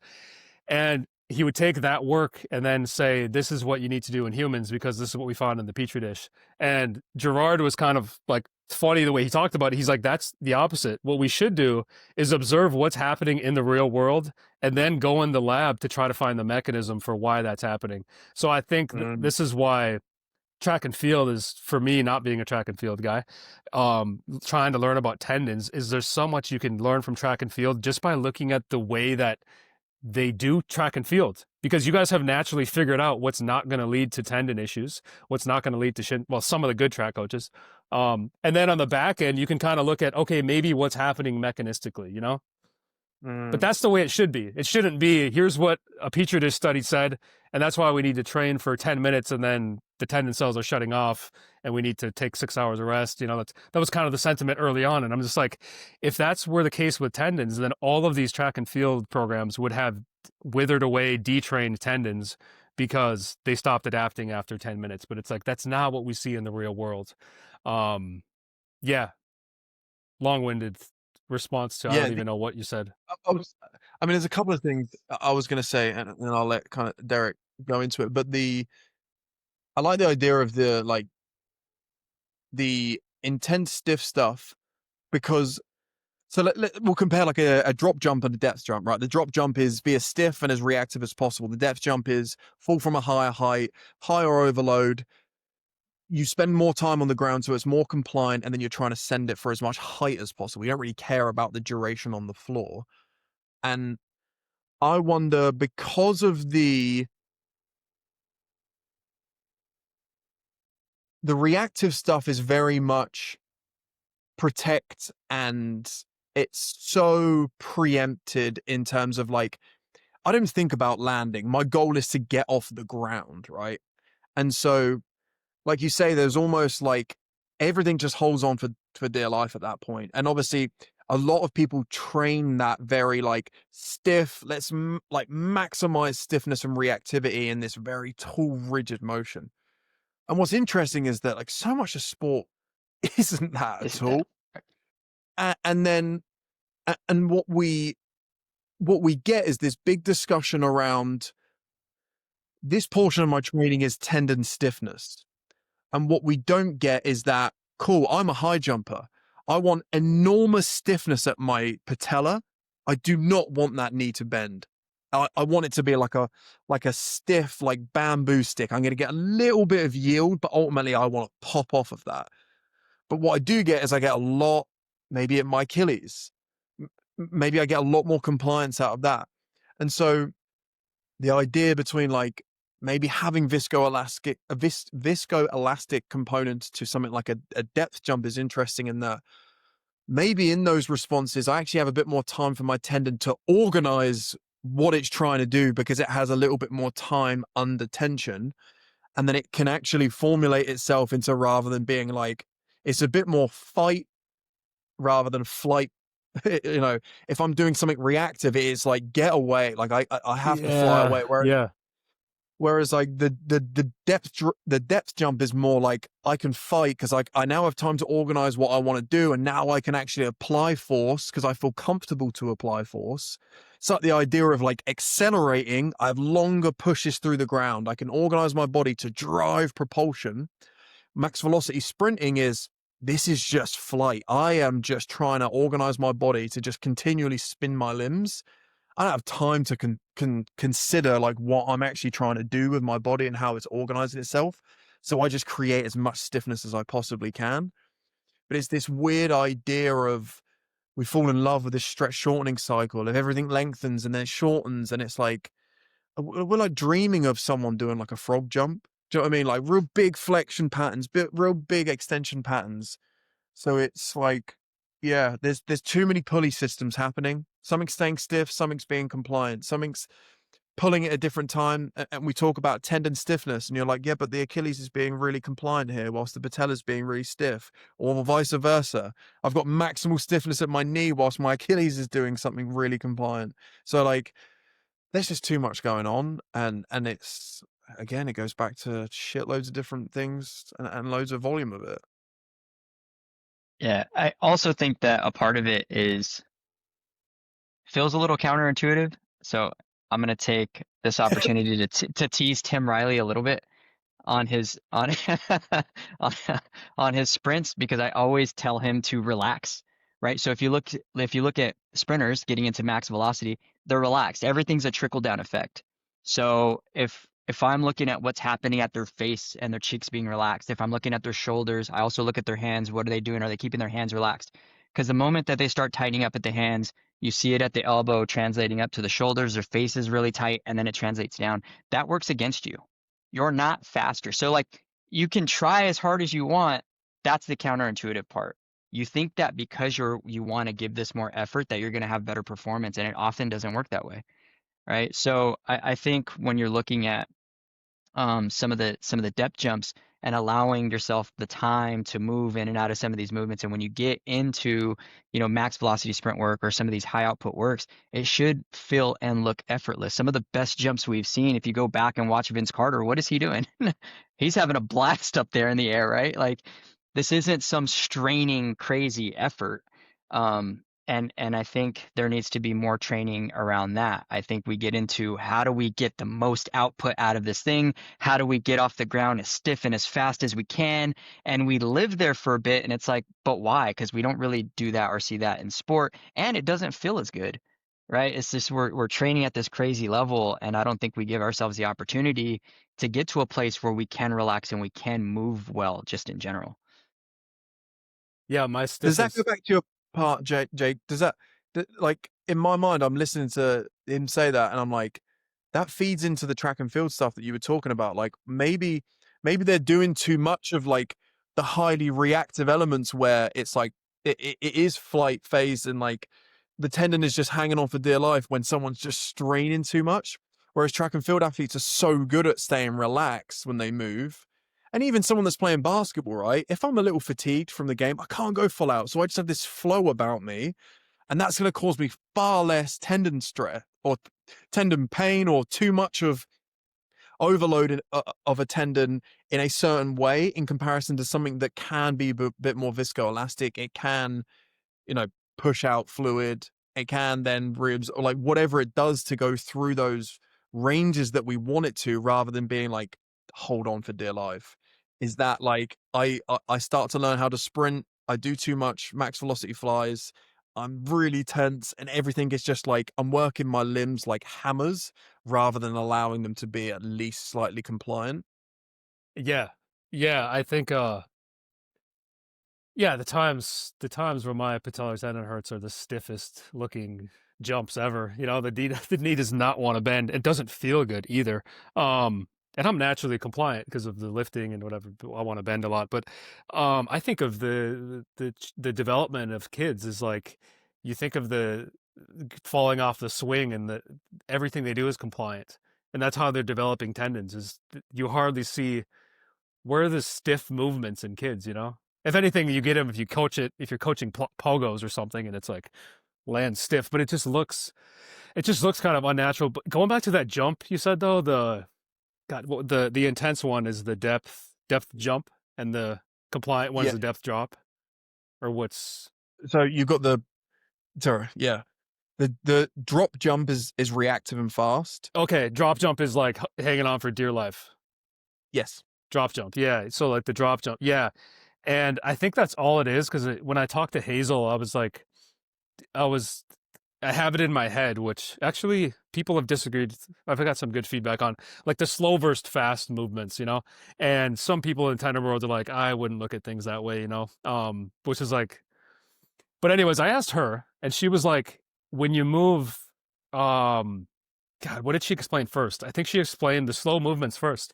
When you do something a little slower, and it's like the tendon can now organize how it wants to strain. The tendon can figure out how it wants to strain best. Because if you're like our age or anyone who's like pushed themselves athletically, you probably have pathology in your tendons, like the Achilles and the patellar. You probably have some damage going on in the tendons if you've pushed them for a lot of your life. So you have certain areas that are just weaker than others. So when you do something compliant, your body can kind of organize like around those, you know, or maybe it could even load them if you do it like something slow enough, but it can figure out how it wants to use the tendon. And if you have those areas of pathology and you do something super fast, the tendon has no time to figure out how it wants to operate. It's just going to panic and just strain. So I think maybe when you go back to the cases of rupture, like that false step, that's a panic position where like you have no time, things happen so quick, it just pops. I had a video, a guy sent me a video a while ago doing pogo hops with a med ball and blew his Achilles, popped his Achilles. Very stiff landings, very stiff coming up. I think you see a lot of those ruptures in those really stiff things where the tendon does not have time to organize and figure itself out. So, yeah, I feel like if you just did the compliant things and you gave everything time, you gave joints the time to bend and go through their ranges of motion, like I don't think tendons would rupture nearly as much as they're rupturing because they're not panicking. They're not panicking, getting this really stiff response. But you know what I would like to see is it's that example of that drop jump, and I kind of speculated many months ago with it was a video of like that Asian guy doing that really high, that like off 5 feet and then popping up, and then it was that Mark Henry, I think it was Mark Henry, the WWE guy doing the vertical jump and like his butt almost, or he's doing a dunk, his butt like touches his heels and he dunks, and I was saying like for the Mark Henry was probably a more compliant tendon, and then for the drop jump guy was a stiff tendon. But I'm like, I would like to know which tendon strains more, which one is getting more of a stretch. And I don't know, because the stress on that drop jump is so high. The tendon stress is so high. And I would think the tendon stress is a bit lower when you're really taking the time, going through the range of motion slowly. I would think the tendon stress would be a bit less. So are you getting that, the excursion of the joint, is Mark Henry getting that through the quad muscles and not through the tendon? And then is that other guy, he's not getting excursion of any of his muscles because they're probably just isometric, like his calf muscles and his quad muscles. And then are you getting a big stretch of the tendon? Or is there no stretch of anything because he's literally hitting the ground and he's just popping up, Does nothing stretch? Yeah. It's so fascinating, like you say, like what's creating the excursion angle, and like, yeah, I think if you want to improve your tendons and you want to improve how they operate, the number one thing you got to chase is overload, right? It's all well and good, like standing statically in an isometric is going to take you to a certain level, and that level was not very far.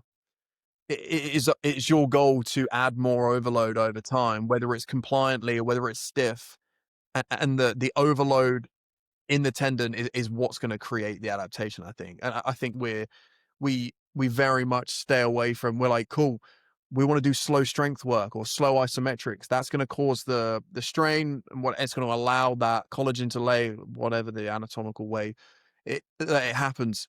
But ultimately, we're going to need overload. Whether that's loads of small movements that's going to accumulatively create the overload for the tendon, whether it's going to be more compliant, whether it's going to be stiff, we're not 100% sure. And I don't think we'll ever be able to measure in dynamic movement how much that thing is moving. I remember talking to you about what Comey did with with that thing that he put through that guy's Achilles. Do you remember that? He put the probe through the Achilles. I don't think they're ever going to do that again because I'm not sure ethically. But yeah. I remember that. Yeah, that was one of the first studies on getting strain of the Achilles. Yeah, they put an actual probe inside of it. Yeah. They put what was it? Whatever it was. Fiber optic. Yeah. They then looked at how much light was then passed through the fiber optic cable that they put through this guy's Achilles. They got him to just jump, Derek. It's old Pavel Comey research. It's gross. I don't know. It's like the guy was complaining about pain. You're like, no shit.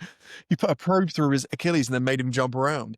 But yeah, are we going to be able to measure it? Probably not. So it's like you're going to need to get overload compliantly. You're going to need to get it in a more stiff way. But ultimately, the overload is what's going to create the adaptation. And it's the same with everything, right? I think, God, I was going to say it earlier that the one, this whole thing of like the slow is how you get the adaptation in the tendon. And I need, God, maybe I need to do like a round table with a bunch of these people and be like, we need to figure this out because a lot of things don't make sense. There was that study on the badminton and fencers. So they have one leg that they stomp with. They have like the lead leg, like the right leg that they stomp with every time.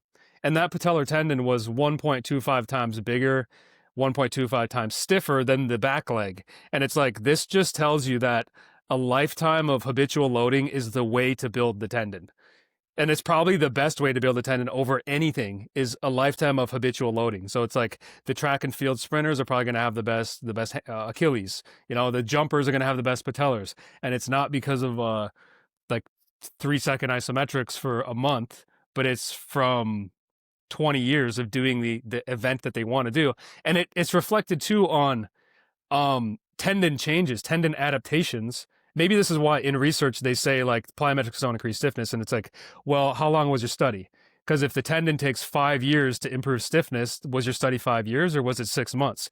Because you can see muscle changes, like you can see a lot of muscle changes in 6 months, like crazy muscle changes because the adaptations are so quick, but the tendon lags behind. I wish I know the exact time of the leg. Maybe it's like 10 times slower than muscle or something, but it's like it lags way behind. So you need to do a study where you're looking at what's happening long term. And I guess they kind of did that with the badminton and the fencers because sometimes they take studies with like rowers versus cross country runners, and they're like the rowers have a less stiff Achilles, a smaller Achilles than the runners, but it's like the runners could have been born with a bigger Achilles, and the rowers had a bad Achilles, so they just took up rowing because they couldn't run. But if you take the same person with the same everything, and it's like one leg is significantly better than the other in terms of the tendon, it's from habitual loading of that tendon. So, yeah. I want to build off of that really quick because that doesn't just show up in tendon tissue. That shows up with ligaments and how they're able to stabilize and what their exposure is. And it also shows up in osseous tissue and bone tissue. So when they looked at runners and they said, hey, where in the bone is this developing or getting thicker and more dense? it's in the plane of the sagittal plane of how you're moving. But if you take someone who is multidirectional, the bone builds out in the different directions, right? So it also shows up in a lot of other areas. So I want to make sure that like we touch on that too, because that's super important in terms of how you think about some of this stuff. Is the Mm. system more robust overall? I've got another point to just thinking about all of this.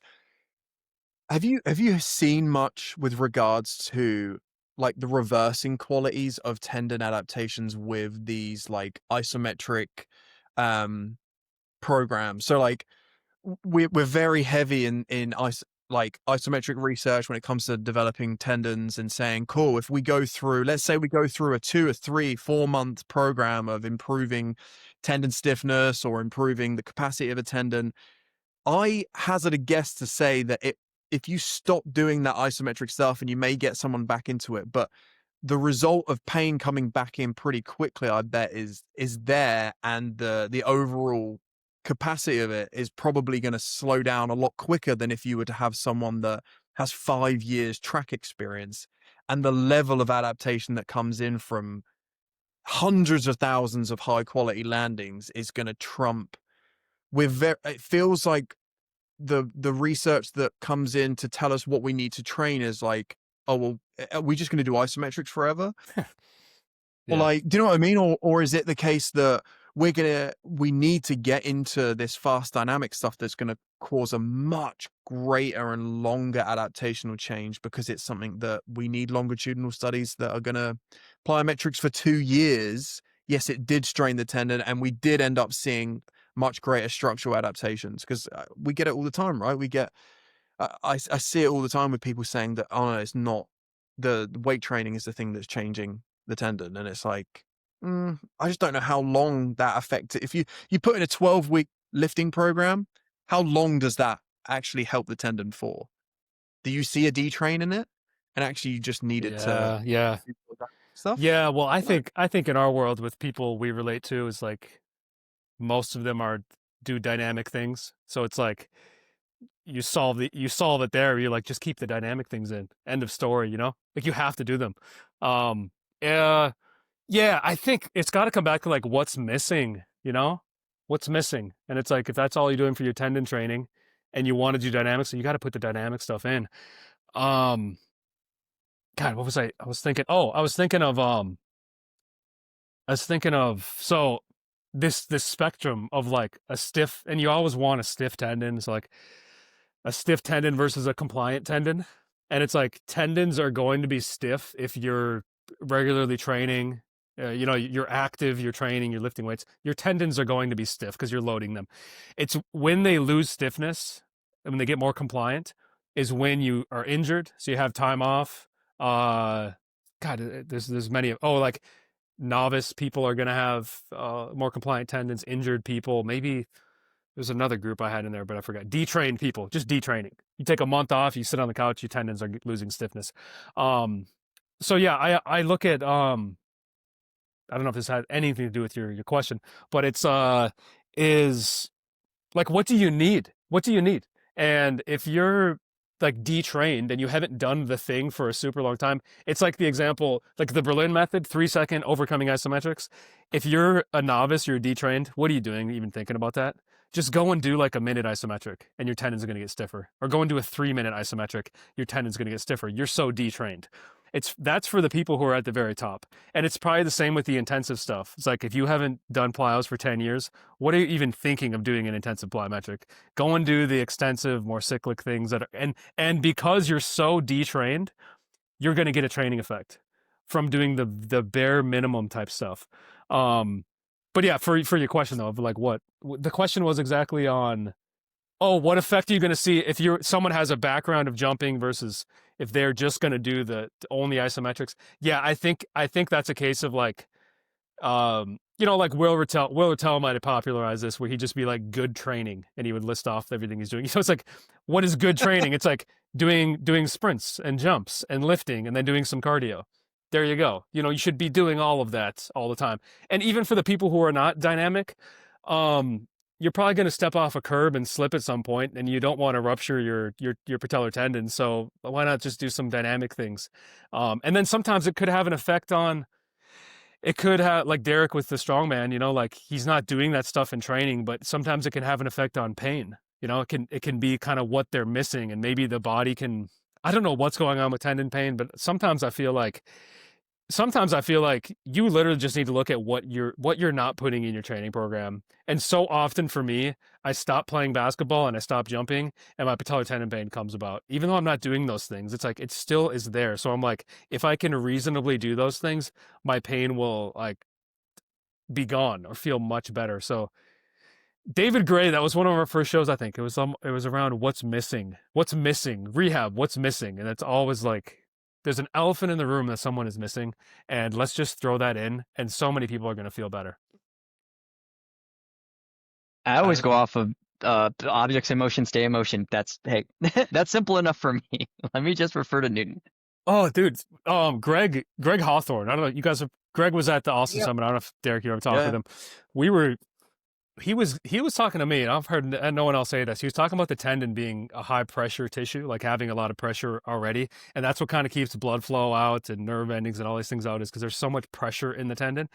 And when you get pain or pathology, like that area loses the pressure and it gets more compliant. Fluid comes in, blood vessels come in, nerves come in, like calcification can come in, fatty deposits. All these things come into the tendon that shouldn't be in there.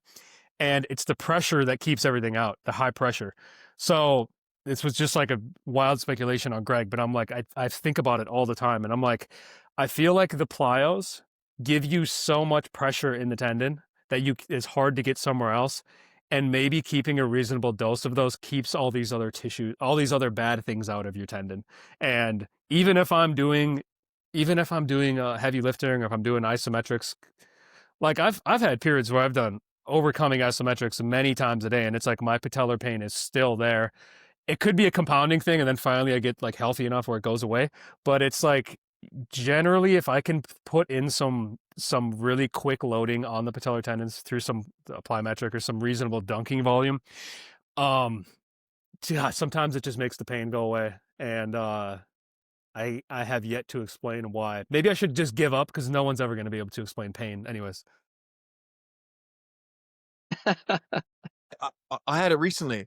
I had an Achilles issue, but it was just getting a little bit of pain, and I am teaching a course at the moment where I had to do I had to literally show people some of these movements, and the following days my Achilles felt great, and I'm like, fucking explain that. I was going into it thinking, oh shit, like I don't want this to get worse, and it made it feel better every single time I did it. And then when I didn't do it, it come back the week later, and I'd have to do the session again. I'm like, maybe I should just do some more plyos regularly. So, dude, there's a lot of Greg Lehman was on my show talking about these metabolic issues that can affect tendons. Like you get, and I had a hard time understanding. Someone DM'd me recently about like these tendon pains are like a manifestation of a metabolic problem. And Greg was getting at like exercising the tendon can, like, I think he was saying this, I could be wrong, kicking out some of these metabolic like byproducts or bad things that should be in the tendon. But I didn't go in to question him more because it was a speculation on his end. But I'm like, maybe there's something inside the tendon like that you could actually kick out acutely and feel better. Maybe it's nerve endings, because nerve endings grow into the tendon when you have long-term tendon pain, and nerve ending retraction, they can retract, or sometimes you get surgery where they scrape them away so you don't feel things anymore. But it also happens naturally. And I need to know what is the best thing to do that could help that happen naturally, because then we could all be doing it. And maybe it's, I don't know what it is, but then you wouldn't feel the sensation of pain in your tendon. Yeah. Yeah, and for me, I use both. I have to turn to both, right? We're doing some of the strength stuff, some of the slow stuff, some of the isometric stuff, right? That they can tolerate, and stuff that, hey, maybe on just the physiological side, there's an effect here. But also, how do I keep this person moving? And if they don't tolerate certain movement patterns, then let me put them in the movement patterns that aren't provocative. Helps with their mental health, helps me keep them up and moving around, and maybe that's enough stimulus for that part of the tissue. So yeah, I try not to get too hung up into just narrowing in on one thing. I think for me, that can slow progress, but also, again, I don't want to go down a path where I prolong all of this. So how do I bring in enough stimulus overall, and hopefully we have a good outcome. But if they respond to something a little bit, like maybe they're responding to ISOs and lifting a little bit more, then yeah, I might lean that way a little bit more. But yeah, I try to keep all of it on the table. Man, I think the hard thing is you never know how useful something is until you take it away, and then you realize like, why did I remove that? Um, Yeah, I think there's so many things in a good training plan that have such an effect on pain and performance that you don't even realize it until you remove it, and then you're like, all right, now I suck. So it's the I think the dynamic stuff, or I think yeah, if you're an athlete, you have like plan A, you need to go play your sport with this plan, play your sport, train normally. Then you get in pain and you're like, all right, plan B, I'm just going to do isometrics. And it's like you're only doing quad isometrics, and now your Achilles has withered away and your calf has withered away. Your heart, your conditioning went down, and all the systems just took a hit because you went into plan B and all you're doing is loading your quad because the study said stress relaxation for your patellar tendon is going to make the pain go away. But then it's like now you're going back to sport and you have one puzzle piece and everything else is gone because it's just detrained. So I think I'm so glad Will started posting that, because it's like just good training. That's all it is, good training. And then rehab is probably just regressed good training, but keep all the aspects in.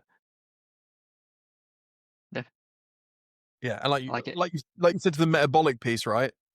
You imagine someone coming into you with loads of tendon pain, and you're doing this great work, this isometric protocol, whatever the protocol is, and then they are eating shit all the time, and like there's just like it's just good health, good training. Like you're not doing the cardiovascular work that you would do when you normally play soccer. So like, don't stop doing it. You still need to push your system like that. You still need to, you know, you need to get rid of some of the freaking carbs that you're piling in your mouth every day. Like you need to get rid.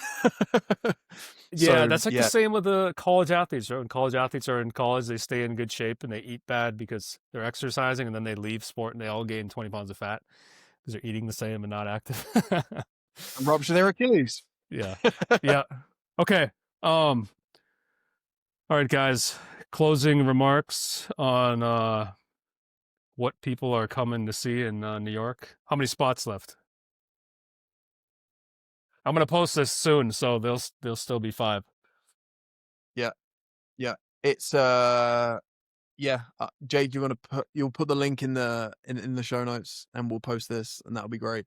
Yeah, New York, New Jersey seminar, Techno Gym. It's at their showroom, so it's fancy as hell, which would be nice. It's literally on the Hudson River, so we're going to do a little bit outside. We do some practical stuff, and it will literally be overlooking Manhattan, which will be cool. Yeah, great little location. We'll go out for a bite to eat on the Saturday night if people are interested as well, which would be cool to just shoot the shit. And yeah, make sure you're there, because it's going to be rehab day 1, performance day 2, and really just about good training. We had in LA, was it? In LA. Oh, Derek, we were at a seminar. We all went out and got a brownie and some ice cream afterwards. Terrible brownie, but Terrible, bro. we'll do it again. We'll do it But again. a great conversation. Yeah. All right, guys. That's it. Appreciate it.